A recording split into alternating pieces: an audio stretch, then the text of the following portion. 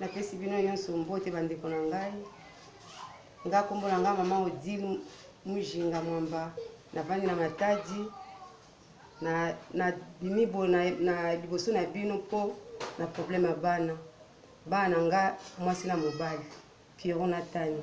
Pierrot kusamba na Tani kusamba kuna ba changer bana ba kombo bana ba mona ba yeba su adresse te papa na ba kombo na ekeli kusamba Mansuela azwa bana kenda na bana po na yebike mwana za kuna papa pe kuna mama ye azwi bana intérêt na moko personnel akasha bana soki wapi na yebite na lukata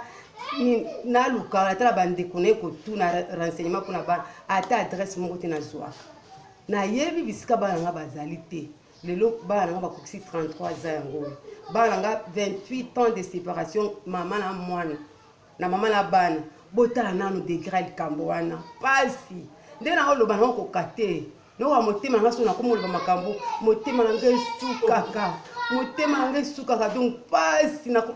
na zaka mwasi akolela so na komukanisa bana oyo pasi na yebite bana nga bazo vivre ndeni bana nga baza wapi na yebite pasi ata otuni mutu moko te akolakisa yo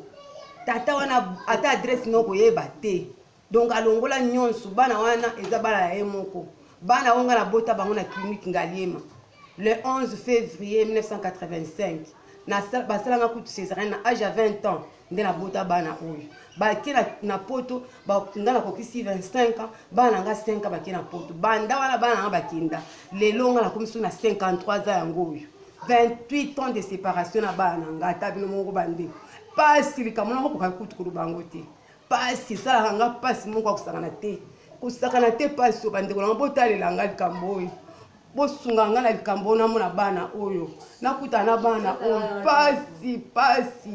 pasi bandeko soki na bandi kokanisa likambo oyo ata posa kolia posa mokili mpe esilaka nga mpona likambo bosunga nga botika nga te nga mama ya bana oyo nga na oluka ngai Odile Mujinga ngai mama mapasi bato nyonso bayebi okende na komina Kinshasa bakoyebetela bino histoire nyonso de A à Z ndenge na boti bana ndenge bana bakoleli na komina Kinshasa wana na avenue Kabalo nde place biso tovanda na bana ti jour bana bakei poto kolonga na komina Kinshasa ti Kigoma na toke ti aéroport bana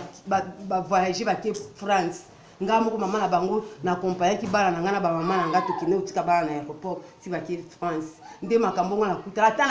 na luka mutu moko te ayebisaka nga vérité mutu moko te alobelanga vérité nakoluka namona kaka te nayebi te o juste eza nini bandeko na nga bino boza na poto bino bosunga nga botika nga te leta asunga nga na likambo oyo leta asunga nga na likambo oyo mpola nga moko nakoki te leta ye nde azala na nini na bokonzi ya mibeko nyonso na se na moi oyo atalela nga likambo mpona bana oyo bana mama Bijou Meta bosunga nga yaya na bino botika nga te bosunga nga bosalisa nga na likambo oyo makambo nazali na ngumbu ya koloba yango oyo na suki na nga awa nzambe aprécédé bino na nyonso